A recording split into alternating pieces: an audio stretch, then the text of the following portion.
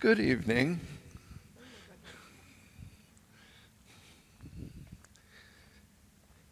Here's the little note on the stand from Tom Tomaszewski, the deacon. No pressure. It's just the future of our adult ed program that's riding on this and the souls of everyone here. Be brilliant, but no pressure. Thank you very much. Oh my goodness. Well, the topic for tonight is bringing faith home. Now, I had this English teacher that was just obsessed with correct grammar. And one of the dimensions of that obsession had to do with the two English words, bring and take. And so it was drilled into us that you take to and you bring from. So, for example, a teacher would never say to a student, bring this to the office. No. You take it to the office and bring back a new form. You take to and bring from. So that was the little trigger that this bringing faith home unleashed in my noggin. So I'm thinking, bringing faith home means I had to get it from somewhere to bring it home. I had to get it to bring it. So, thus the framework of tonight.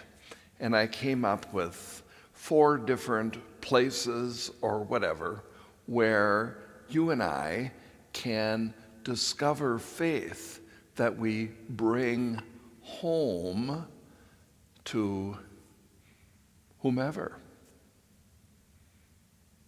So where do we get it from? I would suggest that one of the places where we get it from is family. Now, I have distant family and friends, lots, who never go to church, ever. They never go to church. And oftentimes, their reason is, well, we don't go to church because our kids don't like going to church. And, my thought is, are you the parent? Do you wear the pants? Who's in charge here? But they rarely go to church. Now, going to church is not the be-all and end-all of faith. There are a lot of dimensions to our relationship with God in church, out of church, in the world and around and everywhere that you and I can experience. But think for a moment of your parents and your grandparents. What was the faith like for them? Did you get any of that alive in God, alive in Christ? Did you get any of that from them? So when you're bringing faith home, can you take it from family at all? When I think of my immediate family, and as you know, I'm an only child, but my mother's side of the family was kind of an amazing imprint of faith in my head and my heart. My grandfather came over from Holland when he was 13. And when he was 18, he got married. Last name is Van Beek. he got married, and his wife died in childbirth with their first child. So here he was in a foreign country, a very young man with a newborn baby. Well, the grandparents, his wife's parents, took the baby back to Holland. In those days, you would never allow for a young man as a single parent to raise a child. So they took the baby back. Well, that baby grew, raised by her grandparents, and when she got married, she said to her husband, "When Grandma dies, I am going back to the United States." And that's just the way it's going to be. So, when she was 30 years old, with 5 children, Grandma died. And back to the United States she came and saw her father, my grandfather, for the first time since she was an infant. While she was in Holland, she had lost a child. In those days, she always said that the women went to the early Mass in town, and then they came home, and then their husbands went to the later Mass while they made breakfast, a big Sunday brunch. And she was coming home from church, and she noticed all this commotion around her house.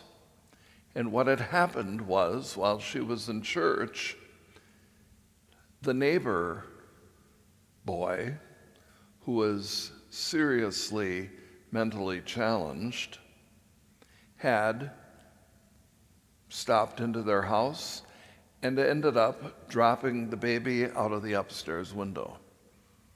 So that is how they had lost a child. And she often talked about, how can you be angry at someone who has no idea what he's doing, and yet the pain and so on. So anyway, she came back, and in the meantime, my grandfather had gotten remarried and had, I'd have to count the exact number of children, but came back, and my mother was the second of those kids, but he and Grandma had lost a child to crib death at 9 months. They had a stillborn. They had lost a child when he was 7 years old. He drowned in the Fox River behind their house. A 20-year-old daughter died of an epileptic seizure. She swallowed her tongue. And all of that tragedy, and my grandmother, who died when she was 59 of a sudden stroke, planting onions in the backyard in April, 2 weeks before my first communion. And my grandfather was the happiest, most easygoing, generous, kind, wonderful man on the planet. All of that tragedy, and none of it turned him into a bitter, cantankerous non-believer. He was absolutely amazing. He ended up living with us when I was in 8th grade, the 6 months before he died of Lou Gehrig's. Just an unbelievable amount of suffering. And I can remember when he first moved in 8th grade, and it was, I had this fear that when my parents were going to leave me alone with him for the first time, he would die. Well, he didn't die, but they weren't gone 5 minutes, and he goes, Dave, Dave. And I go into his room, and he says, I need to be put on the bedpan. And so here you know how you are when you're in 8th grade. You've got the world by your hand. You think you are King Farouk. And so I put him on and clean him up and do all of that kind of stuff and roll him back over on his back. And he looks at me and he says, ain't this the shits? And I just laughed. And, years later, I thought every 8th grade kid who thinks his doesn't stink should have to go through that. We should all have to be humbled by that kind of experience in life. But he was amazing. And what I learned from him was that God laughs. In spite of it all, God laughs. And God has a sense of humor. And God is patient and kind no matter how often, how regularly we screw up. The other side of the family, my dad's parents, they were born here. And my grandpa on that side was one of the few men that was able to keep his job during the Depression. So they never knew that extreme poverty that gripped a lot of families in those years. And my dad was an only child. So on that side of the family, I don't even have cousins. And Dad always joked that we could have the Plyer family reunion in the small booth at Perkins. And because it was just him and me, that's all there was. And I'm just absolutely amazed by these large families with siblings and 30 cousins and all these people. But they, because I was the only grandchild, spoiled me rotten. And I would recommend that to anybody. If you can find somebody that'll spoil you, it is a wonderful way to go through life. It is absolutely amazing. And they would take me on trips up north, which growing up in Kimberly, that meant like Eagle River, Three Lakes, and that neck of the woods. And we'd stay in a hotel, and I'd come back on Sunday night, and then I'd talk to my classmates on Monday morning, and I was in a hotel last night. Well, in those days, nobody hardly ever did that. So that was just amazing. Nothing was too much. It was absolutely wonderful. And I learned from them that God lavishes, that nothing is too much for God, that God continues to abundantly bless us. And so that's the person that I have become. I have, because of my family, learned that God laughs and God lavishes. Now, I'm just going to pause for a moment. And some of you are thinking, is he going to talk for an hour and 15 minutes?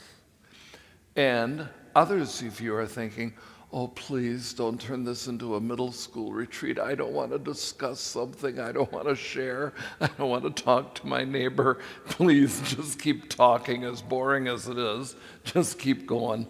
And it's like, well, we're going to do a little of both. So my question to you is,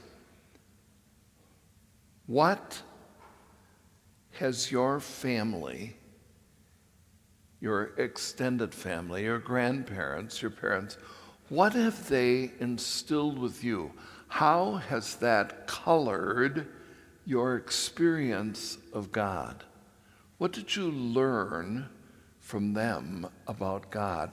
What do you bring from your family into your lives today? Now you can think about that quietly. You can talk to the person next to you. You can do whatever, but we'll just take a little break for a few minutes. What have you brought into your experience of God from your extended family?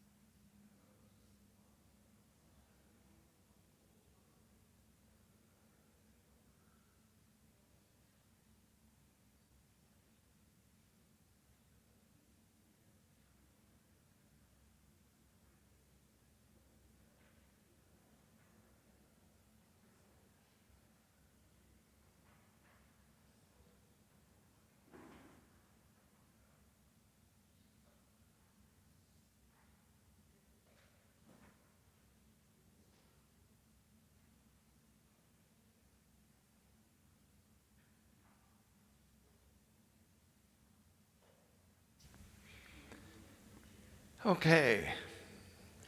The second place, I think, where we um, learn about God and that where we bring our experience of God to our present life is, for want of a better word, from our own life experiences, the ups and downs of life, the trying to figure out where God is in ordinary life.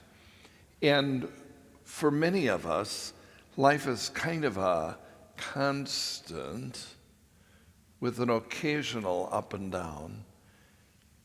It doesn't seem like the ups and downs are doled out by God evenly. Some people suffer in their lives intensely over and over and over again. Others just seem to live the life of luxury and everything else. But the ups and downs of life experiences that are very profound, those few moments on our life journey that are incredibly profound and insightful, where we can actually say from that point on, I was a different person. those experiences that are not necessarily profound, but are very annoying. We learn things from life's annoyances, too. From the routine and from the in-breaking, once-in-a-lifetime moments. All of those life experiences can teach us something about God and about faith that we bring into our home and into our today. For me, the ups in life are almost always involving people. I'm a strong extrovert, and I feel like I'm very relational. And so, for me, spending a day alone is an eternity. And I love being with people, and I like to talk, and I like to listen, and I just like to be with people. I'm a very social animal. So when I think of the ups, the high points of my life, they all involve people. They involve maybe places I've gone. I love to travel, but I've often said that the fun of travel is not where you go, but who you go with. It's the people that you're with that make the experience come alive. And so for me, all the high points of my life have been with wonderful people. The downside, the downs in life, also, in a way, involve people. I have no family. My parents are deceased. I have no aunts and uncles. I am, in many ways, kind of orphaned by the world. Many people have reached out and invited me to be part of their family. The other day, I got together with 4 of my cousins who are siblings and on my mother's side, and 3 of the 4, I hadn't seen since my dad died 3 years ago. A lot of that had to do with COVID and other things, but nonetheless, just to kind of feel like I had some family. And so my mother had a baby brother, Whoops, and he was like 16 or 17 years younger than she. And his mom, my grandma, was the one who died planting the onions, and he was in high school, so he and Grandpa came over for supper all the time, and I just kind of, he was like my brother, and he and Gloria, Dick and Gloria, lived in Atlanta. Well, they both passed away this fall. Gloria died of cancer in September. Dick tripped and fell coming from the family room up into the kitchen, banged his head, and he died like 5-6 weeks later than she did. But we traveled everywhere together. They always, for years, they came up and stayed with me at Christmas. And when Gloria died, and I went down to Atlanta for the funeral, and I came back, and then Dick decided that he wanted to have a service here for the extended family and their friends from this area. So we had that in Kimberly, and we were going to go to a Packer game. We were going to go out to California to see the relatives, and we were going to do all this stuff. And then he died. And so this was the first Christmas in years that I had nobody staying with me. And it just seemed really strange. And it seemed really empty. And people reached out, and I was very grateful. But it just seemed like the ups in my life involve people, and the downs in my life are the absence of those people. And we have all experienced that on many different levels. Profound life experiences.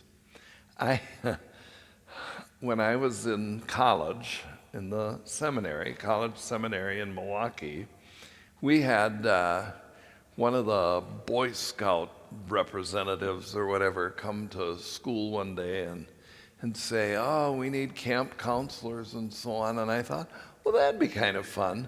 So I ended up for 3 summers working at the Milwaukee County Council Boy Scout camp up near Crandon, right near Roberts Lake. And slept in a tent for 9 weeks, and it was just an amazing experience. And it's where I got my nickname.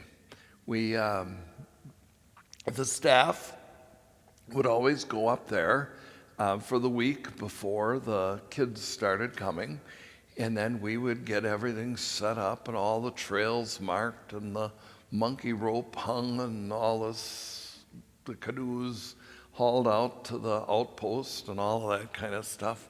And then on Friday night, before the first group of kids came on Saturday, we would be in the big bowl and we'd light the campfire and we would do the Order of the Arrow tap out and how we were going to make that real important and real wonderful. And we would do all that kind of stuff. And then we had the assigning of the nickname.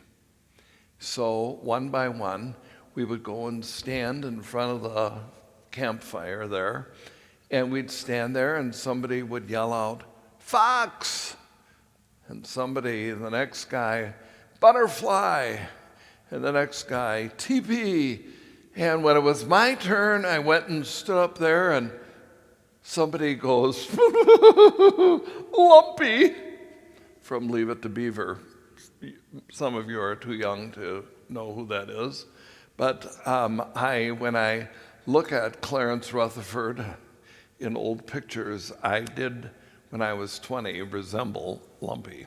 So that's where I got my nickname. But anyway, I got to be good friends with some of those other staff members. And one of them, whom I'm still very good friends with today, I talked into going to a retreat.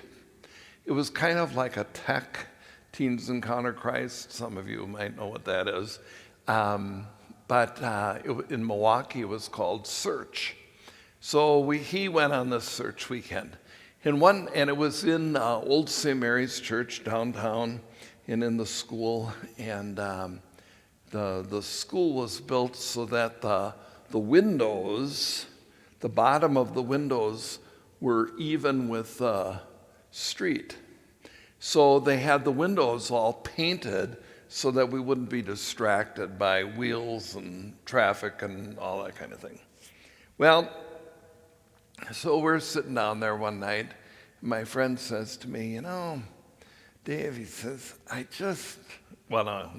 he called me Lumpy, and he's TP.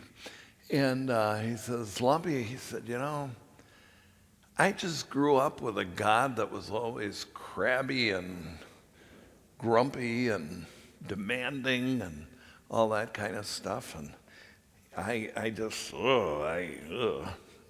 don't have when I think of God, I don't feel joy. And so we're having this conversation, and all of a sudden he goes, oh my goodness. And there, one of the windows, painted yellow, had a big smile face on it. and the window was divided into 4 sections, and when you looked at it a different way, it looked like a cross with a smile face on it. So for my ordination, he gave me a cross with a smile face on it. And I have cherished that. This actually is not the original, because the original I gave away to somebody who was depressed and having a hard time in life. But the spirit is the same, that God loves us, and God can be a place of joy in our lives. And so for me, that was one of those profound moments that just has swept me along for years and years. The annoying moments that lead me to think about God are, I have a hard time dealing with people who aren't happy. I mean, it's one thing to be grieving, to be dying of cancer, to have horrible things happen. I'm not talking about that. But just people who are overly negative or crabby. The bishop has a stack of letters from people over the years about me. Me thinking I'm funny and hurting people and annoying people and so on.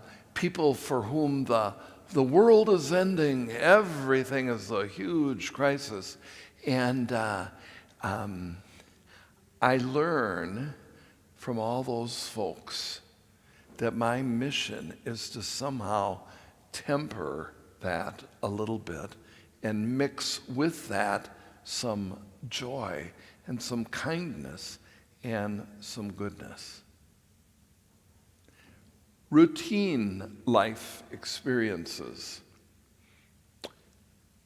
I thoroughly love the daily Mass crowd here. It's generally about the same 30 or 40 people. Sometimes there are others, depending upon the Mass intention or whatever is going on.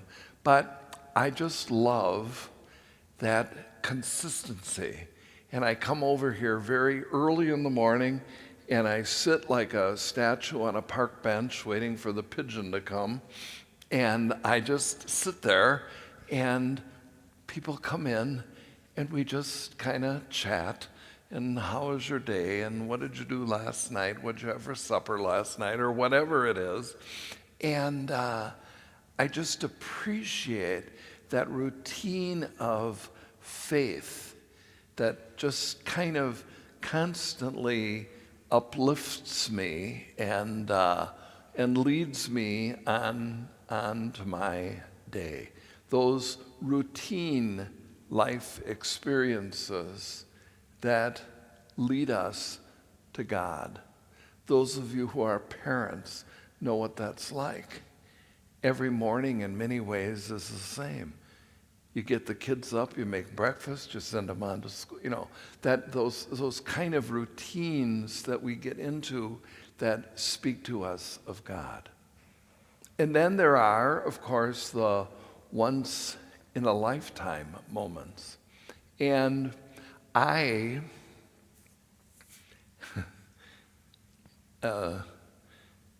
was on a plane flight recently, and I come in and I sit down next to this guy, and I said, I really feel sorry for you. And he said, why is that? And I said, not only am I huge, and will I be scrunching you into the corner of your seat, but I said, sadly for you, I like to talk, and I will not be shutting up the whole flight, and you are going to listen to me jabber the whole way. I said, I hope you don't want to read a book, because it is going to be very painful.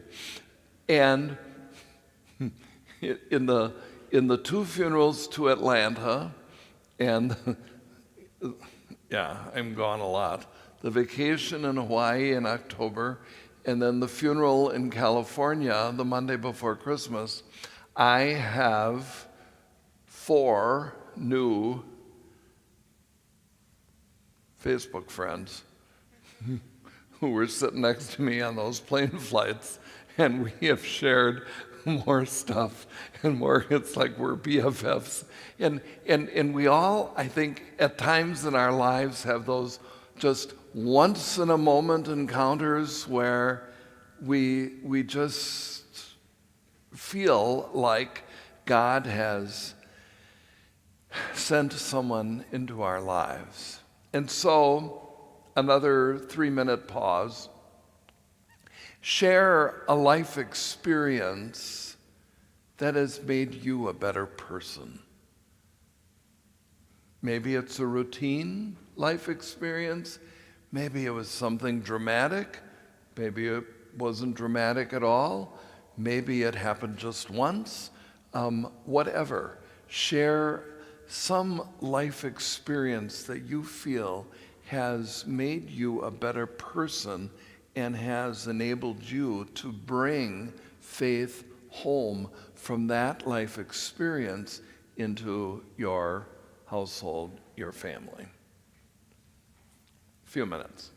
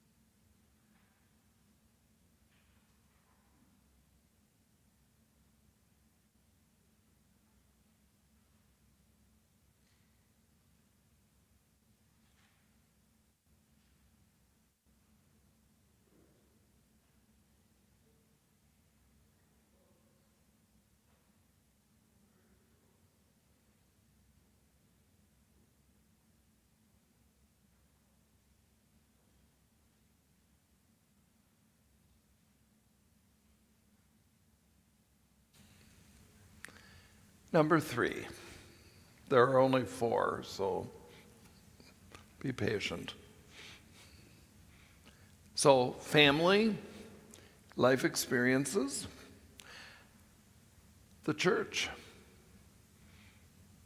The church has certainly formed us in many ways to be the people that we are. One of the dimensions of the church that is so very powerful is our tradition. To somehow recognize that I am not the first person to be part of the church.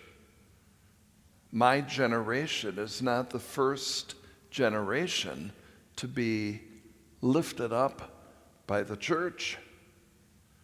I am the product of centuries of faith sharing and witness.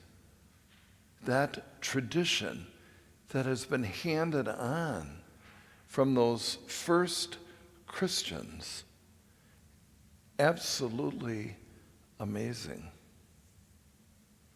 And then to think of brilliant, absolutely brilliant scholars who have reflected upon the church, who have experienced a very close personal relationship with Jesus, people who have written theologies and shared experiences and given stories and done so much, people who are far more brilliant than I could ever possibly be, have handed on their understanding of the faith and their explanation of the faith that has certainly had a lot to do with what I believe today. And there is a certain comfort in recognizing and realizing that I don't have to come up with original explanations or original understandings, that I can take comfort in the fact that people for centuries have thought about and prayed about and shared their understanding of the church and have passed it on to all of us. How comfortable is that? That I don't have to go through all of that all on my own. And yet, as wonderful and comfortable as it is to be embraced by that tradition, it is also amazing and insightful that the church has changed over the years in lots of ways. Many folks are very uncomfortable with change.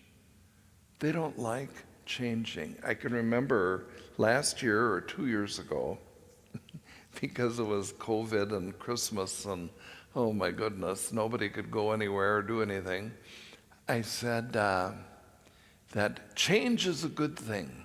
And just to kind of practice that for in a new way, here's my challenge to you.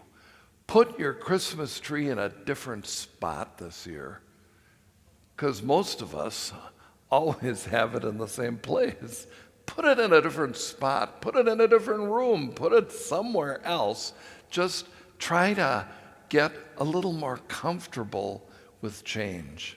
I can remember my dad saying, well, he said, I had to learn early on to change my life. I said, what do you mean? And he said, I was a sophomore in high school when we got an indoor bathroom, and I had to learn not to go to the outhouse. And it was like, and that was a challenge for you? Well, it was different. We've all had lots of changes in our lives. Aging is getting comfortable with changes. And yet it's a challenge for most of us.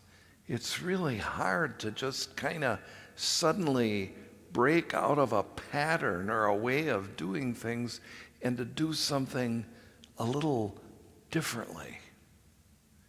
I was taking a poll the other day of some of my daily Mass friends, and I said, well, one of them said to me, well, what did you do already this morning? And I said, well, I changed my sheets. I'm washing the sheets on the bed. I said, how often do you change yours? Well, I was amazed. I mean, I grew up in a household where every Tuesday you change your sheets. Every week you change your sheets. Well, I don't think anybody does that anymore. And it was like, and somebody said to me, well, when I was married, I changed the sheets every week, but when my husband died, I figured I can do it every 2 weeks because I sleep 1 week on one side and 1 week on the other side. And everybody's got a little different. Well, in the winter, you're not sweating, it's cold. And so, once a month or every, change. It's just kind of an amazing experience. And then on a serious level, of course, people change careers. They move. They not only sell a home and buy a home in the same community, but they move from one state to another, from one country to another. I've got friends who he works for the Trek Bicycle Company, and he and his wife and little daughter and daughter-to-be are living in Holland for a while now. And, all that kind of change is absolutely amazing. Illness. You and I can all be affected by our health that demands a lot of changes of us. People change religions. I was in an extended conversation with somebody the other day who said, oh yeah, I used to be Catholic. And that's always kind of what do you do? Oh, I'm a Catholic priest. Oh, I used to be Catholic. And then, to kind of talk about that and listen to how that transition occurred and why. Over the 2,000 years in our church, there has been much change and much adaptation to the cultures around the world in which the church found itself planted. And so when we hear or think of or experience change in the church, it's not a bad thing. The Holy Spirit is inviting us to adapt to a different time and a different era. We don't change the fundamental truths. We don't change the creed, but we change the way in which we teach that creed and live that creed and celebrate the presence of God among us. The church gives us so much that we can bring to our families and bring to our homes. A whole sense of the sacred. A whole sense of the sacred. For many people, being in the presence of the sacred, being in the presence of Christ, means silence. A big mouth like me has always found that to be a huge challenge. Why would God want us to be quiet? Wouldn't God want us to visit? When I'm in heaven, if I get there, knock on wood, am I going to have to be quiet and just sit for eternity in awe without ever meeting anybody or talking to anybody? I can remember in 3rd grade saying to my parents, I don't get it, Mommy. Why would we get 500 people together in one big building and then say, you can't talk to anybody? It just didn't make any sense to me, and it still doesn't. I understand kneeling before the Blessed Sacrament for an hour in silence, just in awe of the presence of Christ among us. But if I'm going to be with hundreds of people, wouldn't you think you'd want to kind of celebrate a little bit? I'm a good friend of Bo Perkins, who's one of the pastors at Hope.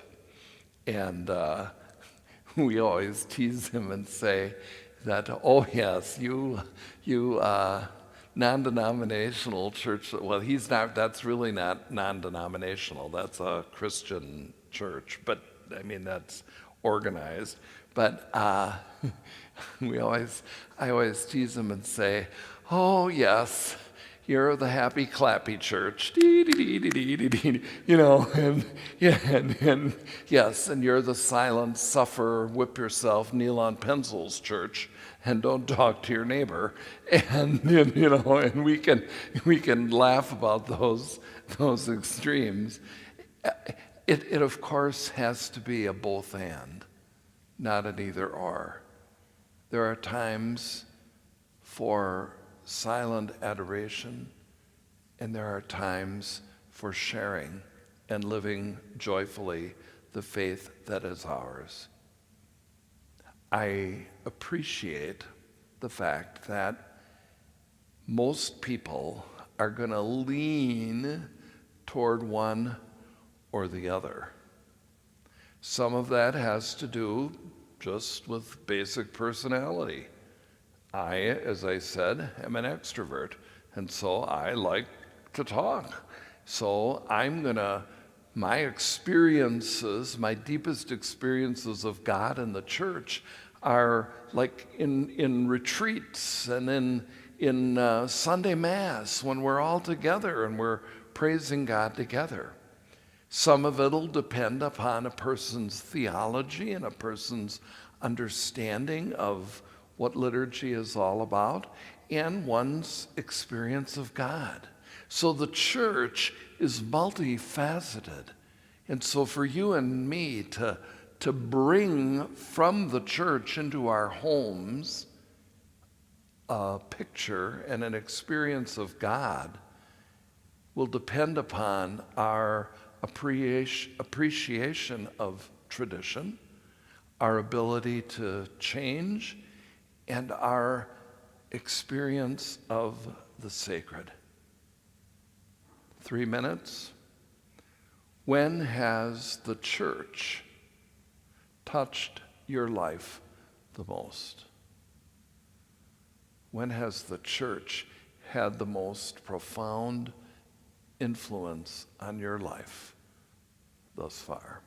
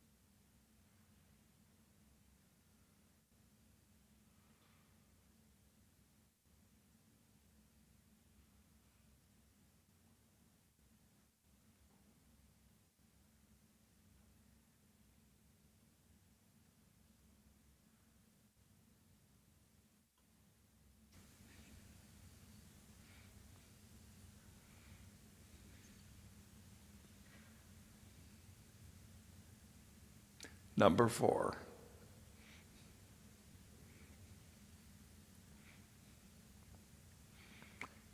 In addition to the church,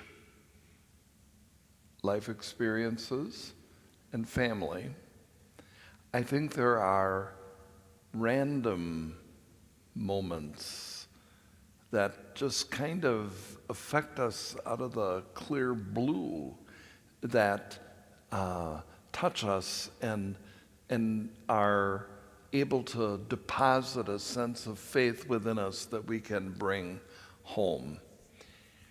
The other day, and this happens now and then, I was at a four-way stop, and another car came about the same time.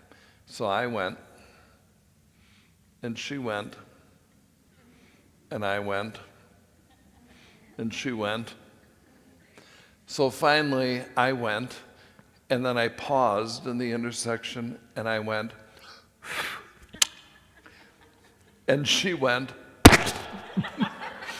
And it was just the most hilarious, crazy moment. And you know, it was like one of those random acts of kindness. Every once in a while, something crazy happens in my life, and it just seems like a moment of grace. Sometimes a person crossing our path, I mentioned the airline. When I was in Atlanta for Gloria's funeral in September, I met a good friend of my cousin, of their son, who's in his mid-50s, I think. And so anyway, I met this guy, and he was there because it was his friend's mother that died, and we started chatting. Well, ever since then, we have probably talked twice a week. And it was like, I hardly know this person, but we became friends. And sometimes that happens at a wedding, at a funeral. I have already had weddings where I've said to the bride and groom, "Where did you meet?" "Oh, at my sister's wedding." You know, you can meet people at weddings and funerals that can have a profound impact on your life. And sometimes we make lifelong friends. I have friends that I have known since kindergarten. There are 4 or 5 of us that have stayed good friends since grade school in Kimberly after all these years, and we are still very good friends. We talk regularly, try to get together several times a year, and it's like we're lifelong friends. The randomness of people crossing our paths reminds us that it's really not so random, that God sends people into our lives to make a difference, to remind us in some way, shape, or form that God loves us. And sometimes it's not people that cross our paths, it's just thoughts, kind of internal reflections and feelings. The gospel today was Jesus saying, you know, it's not all that stuff out there that makes you who you are. The first reading was the Queen of Sheba, and she's just enamored with all the banquet and the napkins and the everything at Solomon's castle and so on. And then Jesus says, it's not all that stuff.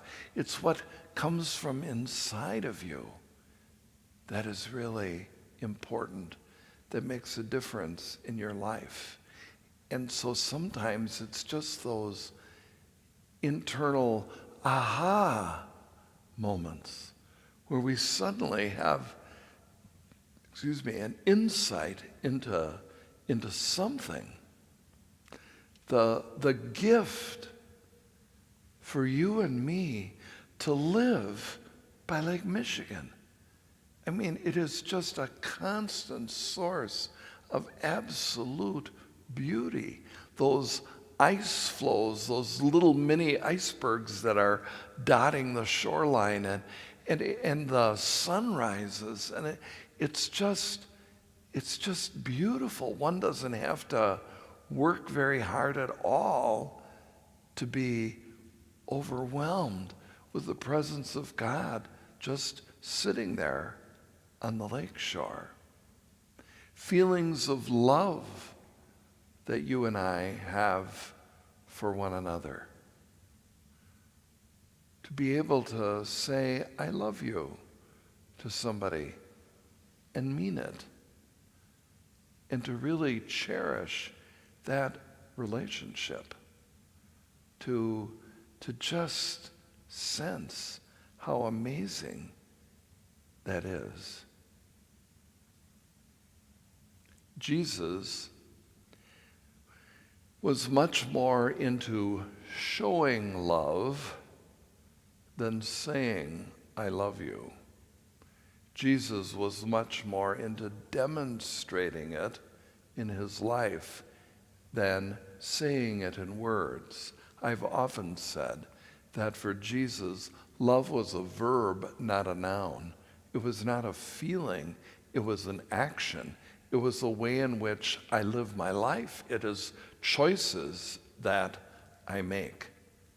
And yet the Gospels chronicle his activities and his life, not his feelings. And so he may well have said often to others, I love you. And so as we kind of wind this up this evening, have there been random moments of faith where you just felt God's presence without preparing for it, without arranging it, without it being a first communion or some celebration, just a random moment? Maybe it was the birth of a child.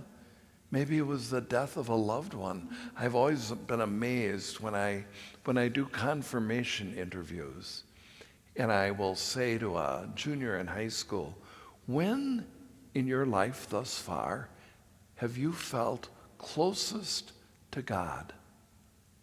And almost everyone says, at grandma's funeral or at a funeral, that they just felt so close to God in that moment when they truly needed God. Maybe it was the death of a loved one, maybe it was the birth of a child, maybe it had nothing to do with anything that dramatic, maybe it was just a random sunrise or a moment of grace when you didn't expect it at all or plan for it at all, and you just suddenly, for no reason, felt overwhelmed by the presence of God. There are random moments. Spend a moment sharing a moment of God's presence with one another.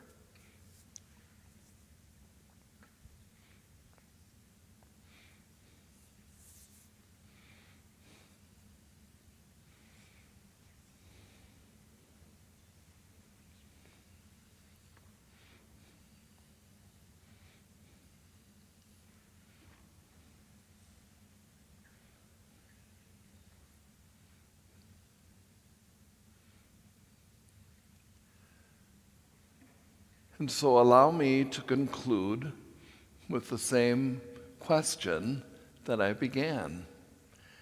From where do you bring faith home? You have to bring it home from somewhere. From where do you bring faith home? Perhaps more importantly, do you want to bring faith home? Do others expect you to bring faith home? And I will end with a plea. Please do it. Please bring faith home. I don't want the church to die out. I don't want people to be indifferent to the hurting in our world. I don't want the world to end without God, without a moral compass, without people being able to forgive and be generous. Please bring faith home.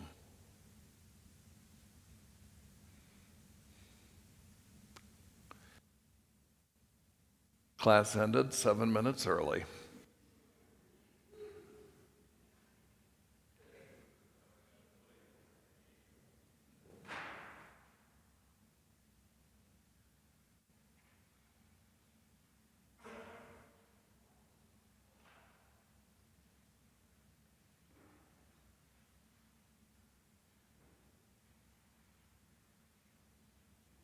And I have no idea what the guy who was supposed to be here was going to talk about, but you got stuck with me.